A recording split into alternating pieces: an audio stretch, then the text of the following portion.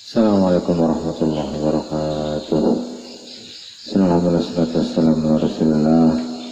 Muhammad ibn Abdullah wa ala alihi wa sahbihi wa ala wa la hawla wa la quwwata illa billahi nawina ta'alim ta'alim wa nafal intifa' zakr wa tadhkir wal ifadah wal istifadah wal hasanah masuk bi kitabillah wa sunnati rasulih wa du'a ila al-huda wa dalalata ala al-khair ibtigha'a wajhihi wa qurbihi wa thawabihi subhanahu wa ta'ala. Rabbi shrah li sadri wa yassir li amri wahlul 'uqdatan min lisani yafqahu qawli.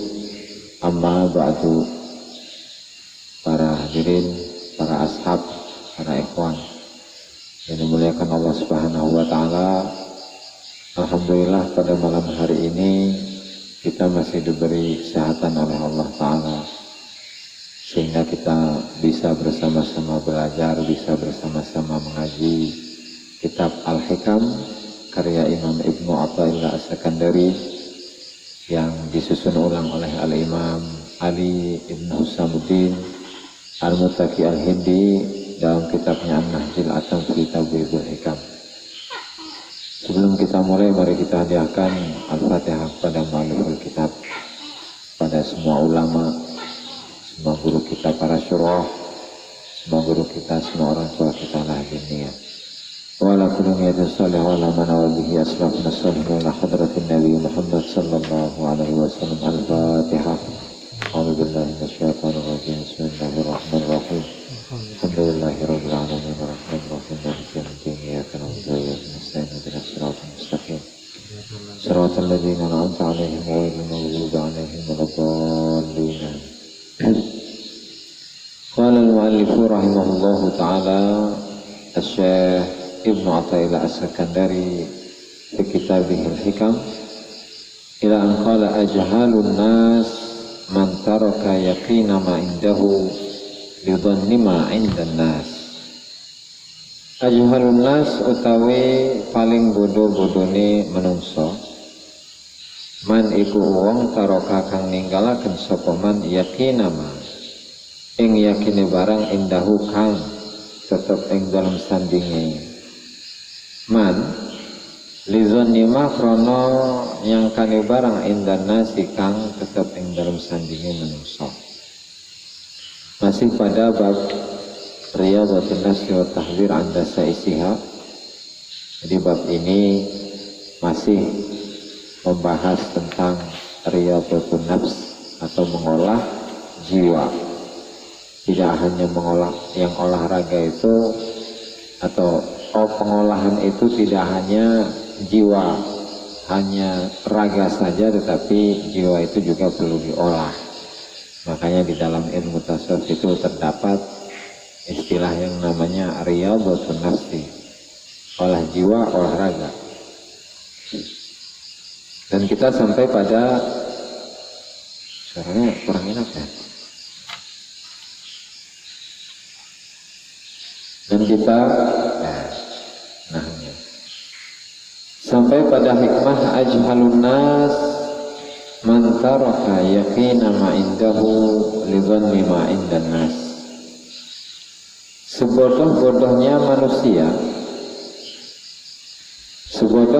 manusia adalah seseorang yang meninggalkan keyakinan yang ada di dalam dirinya karena dia mengambil prasangka atau karena hanya prasangka apa yang ada di sisi manusia.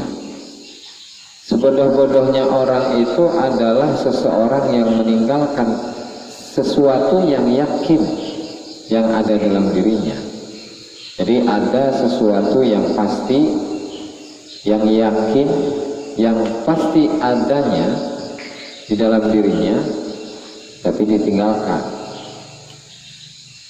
Tetapi atau alasannya itu karena dia hanya mendengar prasangka-prasangka yang disampaikan oleh orang-orang kepada dirinya.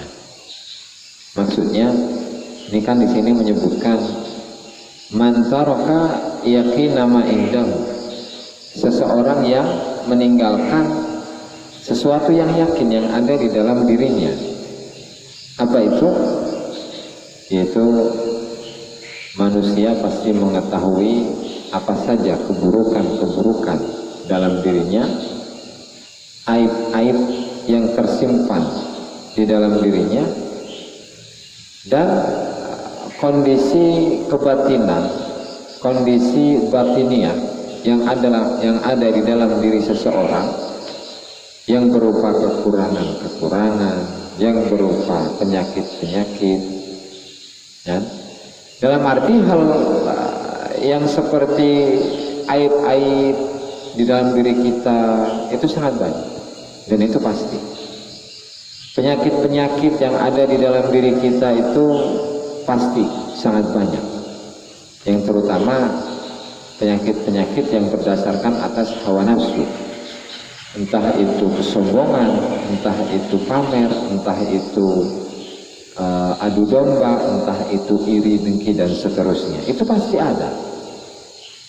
Nah, tetapi hal yang yakin ini, hal yang dipastikan keberadaannya di dalam diri kita itu, seringkali kita itu meninggalkannya, seringkali kita itu tidak memperhatikannya, dan seringkali sebaliknya kita malah memuji-muji diri kita, gitu ya. Sehingga hal yang yakin tadi itu dia tinggalkan lantaran lidzanni ma indan nas, karena dia mendasarkan atau berdasarkan atas prasangka yang ada, prasangka yang berasal dari banyak orang. Itu dia meninggalkan sifat-sifat buruknya, dia meninggalkan satu hal yang pasti yang ada di dalam dirinya. Tetapi hal ini ditinggalkan lantaran banyak orang yang komentar, banyak orang yang memuji kepada dirinya. Ketika seseorang mengatakan kepada kita, oh kamu ini Masya Allah, amalanmu banyak, ibadah kamu banyak, ngaji kamu rajin, sholat sunnah terus, sholat tahajud apalagi, sholat duha nggak pernah ketinggalan, sholat sunnah qabliyah ba'diyah, ditambah dengan puasa, ditambah dengan sedekah, terus. Jadi pujian-pujian itu terkadang oleh manusia itu tidak membuat dirinya lebih mencari-cari penyakit yang ada di dalam dirinya yang sifatnya pasti, penyakit pasti yang ada di dalam dirinya.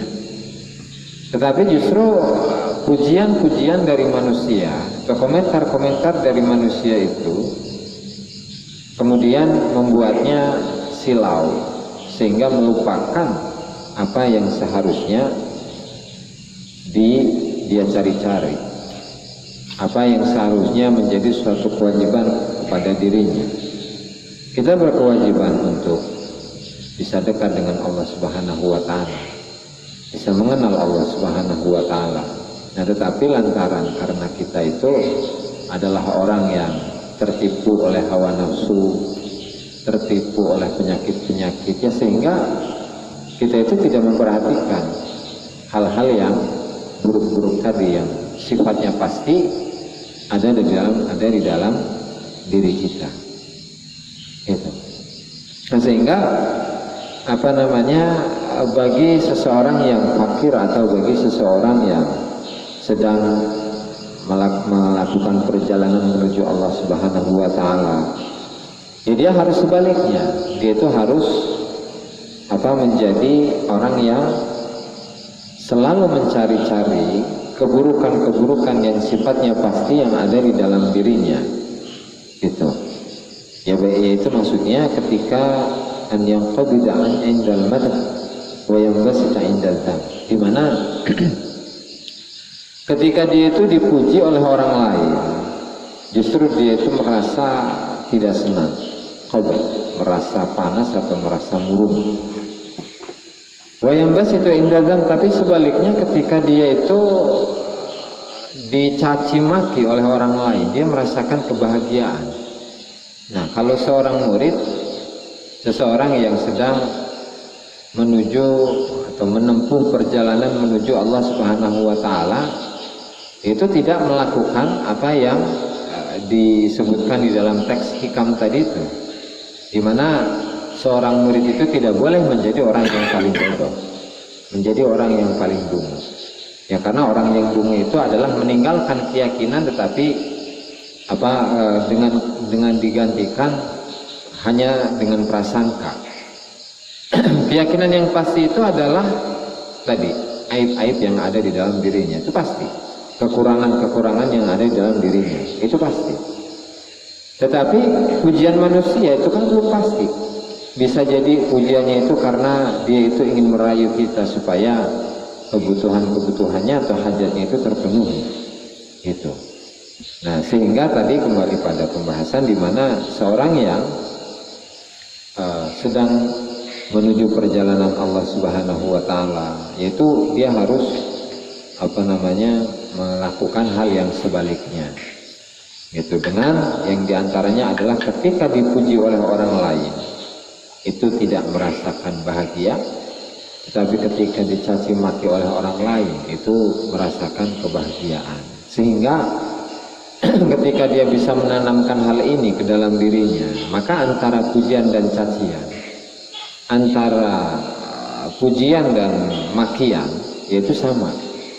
Dan ini memang orang, ketika seseorang yang memuji itu adalah orang yang baik, adalah orang yang mengerti, ahli dalam agama, itu melakukan hal yang demikian. Dalam arti tadi ketika dipuji dan orang yang memuji kita itu adalah orang yang ahli dalam agama, orang-orang yang baik, orang yang ahlul khair, ya maka tadi ketika dipuji kita itu biasa saja tidak suka, tetapi ketika kita itu dihina, ya maka justru dia merasakan kebahagiaan. Sehingga sama antara keduanya. Nah, tapi sebaliknya ketika yang memuji kita itu adalah orang yang fasik, orang yang bodoh, ya, orang yang fasik, orang yang bodoh, kemudian dia itu selalu memuji kita ketika kita melaksanakan ibadah apapun yang dia lihat mungkin kepada diri kita, ya maka itu lebih dungu lagi ketika kita merasakan kesenangan ketika dipuji oleh orang-orang yang seperti ini. Itu seperti yang dikatakan oleh Asy-Syaikh Ibnu Ajib rahimahullahu taala dalam syarah hikamnya, itu ya. Dan sehingga seorang ulama, Imam Yahya bin Mu'adz radhiyallahu taala anhu, kata beliau, tazkiyatul asyrar hujnatun laka wa hubbuhum laka aibun alaika. Kata beliau, pujian dari orang-orang yang buruk, pujian dari orang-orang yang tidak baik, pujian dari orang-orang yang bodoh atau orang-orang yang fasik itu merupakan azab, merupakan siksaan pada dirimu. Kemudian kecintaan mereka kepadamu itu adalah aib, adalah hal yang memalukan bagi dirimu. Nah, sehingga karena di sini menyebutkan asyrar, orang-orang yang tidak baiklah dalam tanda kutip, entah itu orang yang munafik, entah itu orang yang tidak mengenal Allah Subhanahu wa taala, entah itu orang yang bodoh dan seterusnya. Ketika mereka memuji kita atau ketika mereka mencaci maki kita, itu tidak ada pengaruhnya sama sekali.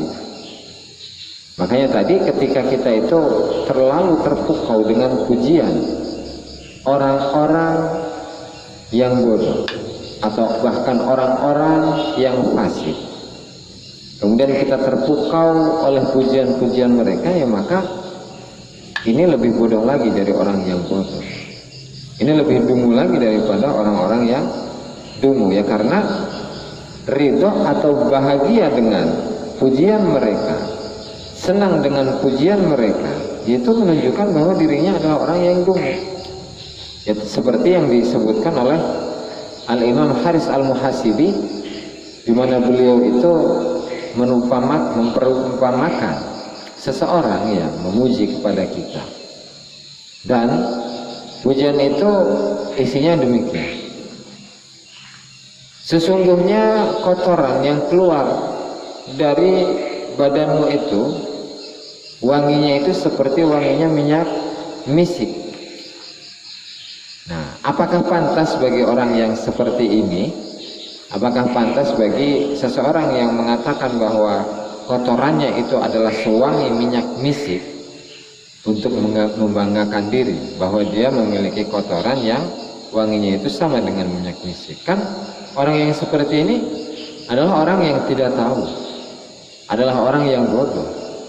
Nah, sehingga pujian-pujian dari manusia, terutama orang-orang yang bodoh atau orang-orang yang fasik, itu sama saja dengan melemparkan kotoran kepada kita.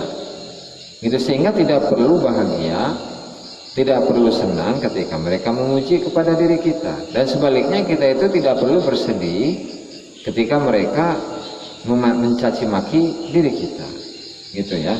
Dan ini adalah yang harus dilakukan oleh dilakukan oleh kita sebagai seorang murid, sebagai seseorang yang ingin menuju Allah Subhanahu wa Ta'ala, gitu. Nah, sehingga ada seorang ulama, dan ini adalah guru atau kakek guru dari dari Imam Ibnu Ajibah rahimahullah ta'ala, yang beliau namanya adalah Syekh Maulaya Al-Arabi radhiyallahu ta'ala anhu. Beliau berkata, yang bagi lil fakiri alla yakuna situhu akbaru min qadamihi bal yakunu qadamuhu akbaru min sitihi. Selayaknya bagi seseorang yang fakir, seseorang yang memang dalam dirinya itu memiliki semangat untuk dekat, untuk cinta kepada Allah Subhanahu wa Ta'ala, atau seorang murid yang sedang menuju perjalanan kepada Allah Subhanahu wa Ta'ala, tidak boleh situ. Jadi sit itu adalah syuhra. Syuhra itu popularitas. Ketenarannya itu lebih besar daripada kenyataannya. Jadi jangan sampai seorang murid itu lebih besar omongannya daripada pembuktiannya, tetapi sebaliknya bal yakunu qadamuhu akbaru min sitihi. Tapi justru sebaliknya, itu seharusnya kenyataannya itu harus lebih besar daripada popularitasnya. Kenyataannya, hakikatnya itu harus lebih besar, harus lebih banyak daripada keterkenalannya, itu sit suaranya atau popularitasnya. Wa qadruhu akbaru min da'wahu, dan kadar dirinya itu harus lebih besar daripada pengakuannya. Jadi misal digambarkan dengan seseorang yang melaksanakan ibadah kepada Allah Subhanahu wa Ta'ala, baik itu ibadahnya berupa sholat, misalnya dia itu sholat tahajud dengan jumlah 100 rakaat, jumlah yang sangat tinggi menurut kita ya, menurut orang awam. Nah, kemudian dikenal oleh orang bahwa kita itu adalah ahli tahajud. Bahkan ada yang bilang 1000 rakaat. Nah, tentunya keterkenalannya atau popularitasnya, atau dikenal oleh banyak orang bahwa dia melaksanakan sholat tahajud berupa atau dengan 1000 rakaat, padahal hanya 100. Nah, sehingga jangan sampai kita itu menjadi orang yang seperti ini. Sholatnya hanya 100, sementara yang digaungkan di kalangan banyak orang itu 1000. Itu. Puasanya cuma 1 hari, cuman keluar-keluar di hadapan orang bahwa puasanya setahun atau sebulan lah minimal. Zikirnya cuma 100, cuman bilang ke orang-orang bahwa zikirnya itu 100.000, tinggal diganti nolnya itu. Dan jangan sampai seperti itu, tapi sebaliknya. Misalnya dalam zikir kita itu zikirnya dalam sehari itu 100.000, cuman kita bilang atau orang-orang itu mengenal kita bahwa kita hanya zikir 100. Atau dalam sholat orang-orang itu mengetahuinya, mereka mengetahui bahwa kita hanya sholat 2 rakaat, tetapi yang kita lakukan sebenarnya itu 100 rakaat. Atau puasa kita, atau orang-orang itu hanya mengetahui bahwa kita hanya puasa 1 minggu, cuma sebenarnya kita itu puasanya selama 1 tahun. Nah, jadi harusnya seperti itu. Jadi tidak boleh pengaku-akuannya itu atau dakwah itu lebih besar daripada kenyataan. Kita bersedekah kepada orang, yang kita sedekahkan hanya 1.000, tapi kita bilang ke orang-orang bahwa sedekah kita itu 100.000. Kita sedekah kepada atau kita menyumbang kepada anak yatim hanya 5.000, tetapi kita laporannya 500.000. Nah, jadi jangan sampai seperti ini. Ya, karena kalau melihat demikian berarti orang yang popularitasnya lebih besar daripada hakikatnya, kenyataannya, itu sama saja dia itu menipu. Bukan menipu siapa-siapa, tetapi dia itu menipu diri sendiri. Gitu ya. Jadi kita sebagai seorang murid, sebagai seorang fakir, tidak boleh kita itu mengaku-ngaku bahwa kita memiliki banyak amal, kita itu adalah ahli ibadah, kita itu adalah ahli zikir, ahli wirid, dan seterusnya. Tapi kembali kepada sifat asli bahwa kita adalah orang yang bodoh, kita adalah orang yang tidak bisa ibadah, kita adalah orang yang lemah, kita adalah orang yang miskin, dan seterusnya dari sifat-sifat asli dari manusia itu sendiri. Gitu ya. Itu untuk hikmah pertama. Kalau nggak ada teh, kopi. Untuk hikmah selanjutnya, faida utliqas sana'u 'alaika walasta bi ahlin fa'atni 'alaihi bima huwa ahluhu. Idza utliqa nalikane den lepasaken den uculaken apa as-sana'u pujian 'alaika ing atase sira, walastalan ora ana sapa sira iku bi ahlin iku wong kang ahli. Fa'asni mongko muji sapa sira alaihi ing atase Allah bima kalawan barang huwa kang utawi Allah iku ahluhu iku ahline ma. Idza utliqa as-sana'u 'alaika wa lasta bi ahlin fa'asni alaihi bima huwa ahluhu. Jika pujian itu dilepaskan kepadamu sementara engkau itu tidak berhak untuk mendapatkan pujian itu, maka pujilah engkau kepada Allah dengan hal yang Allah Subhanahu wa ta'ala berhak untuk dipuji. Ketika kita dihujani pujian oleh banyak orang, ya, dari banyak golongan banyak yang memuji kita, dari kalangan santri banyak yang memuji kita, dari kalangan orang yang banyak, masyarakat banyak yang memuji kita. Tetapi pujian itu sebenarnya tidak ada di dalam diri kita. Maka bagaimana? Apa yang kita lakukan? Maka yang kita lakukan adalah memuji kepada Allah Subhanahu wa ta'ala dengan hal yang Allah Subhanahu wa ta'ala berhak untuk mendapatkan pujian itu.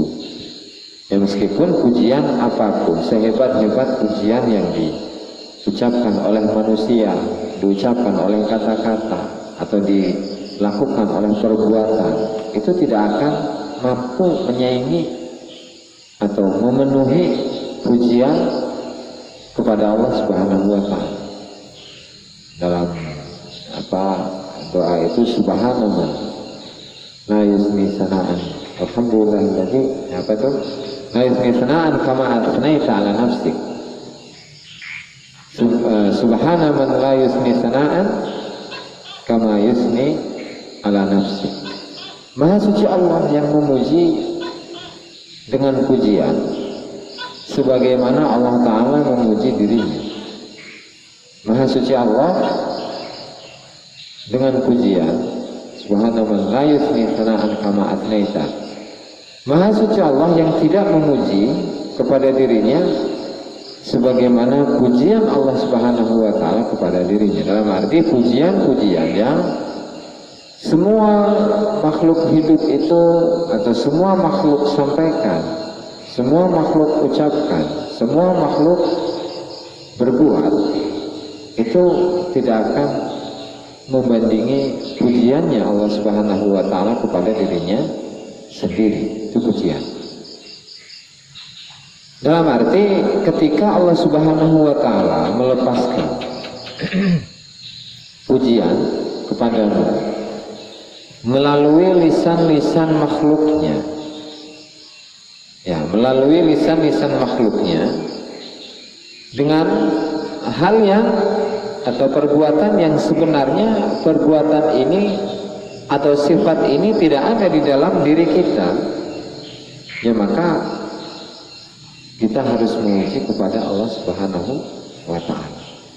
Ya karena memang Allah Subhanahu wa Ta'ala adalah zat yang berhak untuk dipuji, supaya kita bisa menjadi orang yang bersyukur kepada Allah Ta'ala atas limpahan nikmat yang berupa apa tadi, terlepasnya pujian yang datangnya dari Allah Subhanahu wa Ta'ala melalui lisan-lisan manusia. Di sisi lain, karena pujian ini adalah penutup dari Allah Ta'ala, adalah satar. Satar itu penutup. Satara yasturu satara, satar penutup. Di mana pujian ini adalah penutup, ya, penutup diri kita dari banyak orang. Ya karena memang banyak orang itu tidak mengetahui, tidak tahu tentang apa yang sebenarnya ada di dalam diri kita. Bahwa diri kita itu orang yang bodoh, bahwa diri kita itu tidak mampu beribadah, diri kita itu orang yang fakir, orang yang tidak punya apa-apa, tidak punya pengetahuan, tidak punya harta, tidak punya ilmu, ya, tidak punya nyawa bahkan. Jadi pujian mereka itu merupakan penutup. Allah Ta'ala masih melindungi kita.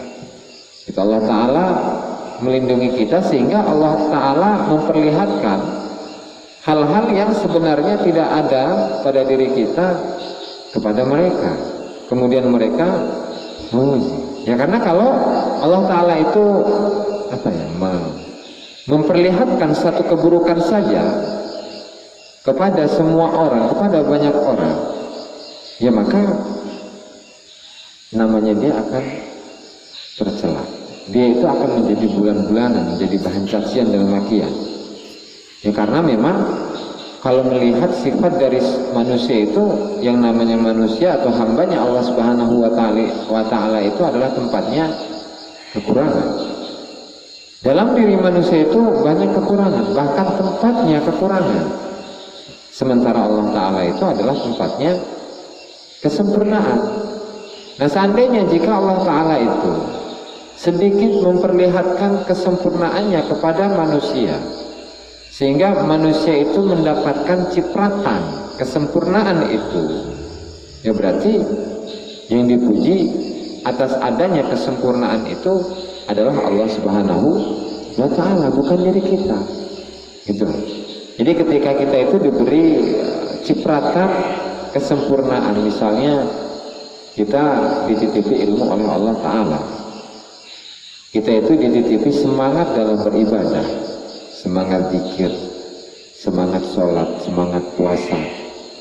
Kita itu dititipi sifat Allah Ta'ala yang maha dermawan, gitu ya, yang maha dermawan, sehingga kita itu menginfakkan harta kita sana sini, kesana kemari, ke pesantren, ke madrasah, ke jalan, Gitu, ke masjid, ke musola, ke majelis taklim, ke sekolah dan seterusnya. Itu berarti adalah cipratan dari sifat sempurnanya Allah Subhanahu wa taala yang Maha Dermawan. Nah, sehingga yang seperti ini masa perlu dibanggakan. Sehingga malu kita. Malu. Jadi ibaratnya itu adalah sifat kesempurnaan Allah Subhanahu wa taala, sementara kita membanggakan diri atas sifat sempurna tadi. Jadi kalau memang kita itu jadi orang yang bangga, maka kita ini hakikatnya adalah orang yang tidak tahu malu, gitu. Sehingga ketika hal ini terjadi, di mana orang-orang itu selalu memuji kita misalnya, ya maka kita harus mengembalikannya kepada asalnya, yaitu Allah Subhanahu wa taala. Itu ya. Kemudian manusia itu dalam pujian dan cacian itu terbagi menjadi 3. Pujian dan cacian, manusia di dalam pujian dan cacian itu terbagi menjadi 3 golongan. Yang pertama, golongan yang mereka yafrahuna bil madah wa yakrahuna bil dzam. Mereka tidak suka untuk dipuji. Ya, maaf. Seseorang atau golongan yang senang ketika dipuji, tetapi sedih ketika atau membenci ketika mereka dicaci maki. Yang kedua, golongan yang mereka tidak menyukai pujian, tidak suka dipuji, tetapi mereka suka dicaci, dijelek-jelekkan. Dan yang ketiga, mereka itu suka dipuji dan mereka itu yang qabiduna minaz-zam, mereka diam ketika dicaci. Oke, yang pertama, ada golongan di mana golongan ini merasakan kebahagiaan yang sangat yang berlebih ketika banyak orang memuji dirinya, bahwa dirinya ahli ibadah, dermawan, ahli puasa, ahli sholat, ahli zikir, ahli ilmu dan seterusnya. Tetapi ketika dipuji, kamu ini adalah orang yang bodoh, kamu ini adalah orang yang malas ibadah, kamu ini adalah orang yang tukang tidur, orang yang pemalas dan seterusnya, gitu. Jadi ketika dipuji bahagia, ketika dicaci sedih atau membenci, gitu, tidak suka. Lantaran ketidaksukaan ini atau kebahagiaan ini ya karena nafsu atau syahwatnya itu lebih dominan di dalam dirinya. Karena nafsu lebih dominan di dalam dirinya, maka dia itu akan merasakan kebahagiaan, akan merasakan kemuliaan, ketinggian, dan sebaliknya dia akan merasa direndahkan ketika dia dipuji oleh banyak, ketika dia dicaci maki oleh banyak orang. Dan golongan ini adalah golongan al-awam al-ghafilun, orang-orang awam yang ghaflah, orang-orang awam yang lalai, tidak yang namanya lalai, tidak ingat kepada Allah Subhanahu wa taala, tidak kenal dengan Allah Subhanahu wa taala. Itu golongan yang pertama. Golongan yang kedua, wa qismun yakrahuna al-madha wa yuhibbuna al-dzam. Satu golongan kebalikan. Ketika mereka dipuji maka mereka membenci. Ketika dipuji tidak suka, mereka tidak suka dipuji. Tetapi ketika mereka dicaci maki itu bahagia. Nah, kenapa? Karena mereka sedang melawan hawa nafsunya. Setiap sesuatu yang menyakiti hawa nafsu, membunuh hawa nafsu, ya maka akan mereka datangi. Dan setiap hal yang menghidupkan nafsu, menguatkan hawa nafsu, ya maka mereka akan lari. Ya karena mereka sedang berproses menuju Allah Subhanahu wa taala untuk mengalahkan untuk membunuh hawa nafsu yang ada di dalam dirinya. Dan siapa mereka? Mereka orang-orang yang ketika dipuji itu tidak senang, benci dipuji, dan ketika dicaci maki merasakan bahagia. Mereka itu adalah orang-orang al-ubad, ahli ibadah, wazuhad, orang yang zuhud, wasairun, orang-orang yang sedang menempuh perjalanan menuju Allah Subhanahu wa taala, minal muridin, dari kalangan orang-orang yang murid, memiliki kesemangatan yang tinggi. Gitu ya. Itu golongan kedua. Adapun golongan yang ketiga adalah mereka waqismun yafarahuna bil madh. Mereka bahagia ketika dipuji. Ketika dipuji mereka bahagia. Tetapi sumber kebahagiaannya itu bukan karena pujiannya.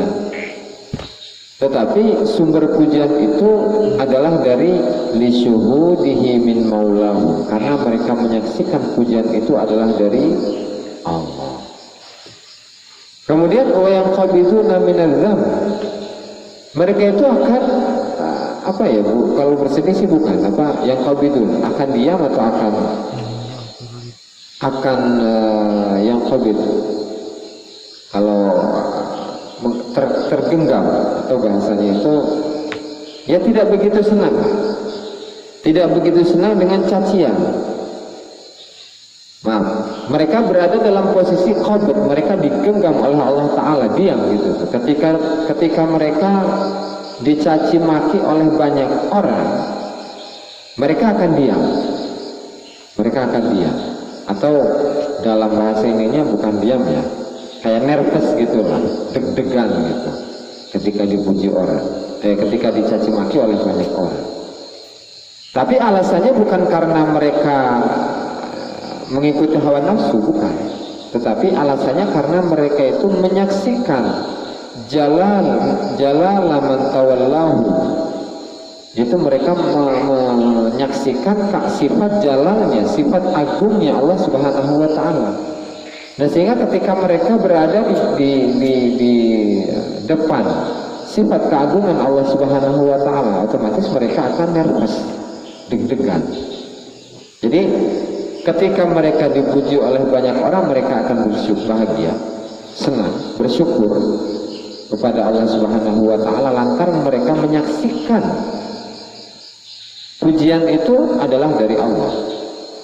Dan ketika mereka dicaci maki, mereka merasakan tadi ya, deg-degan atau nervous, kaku gitulah.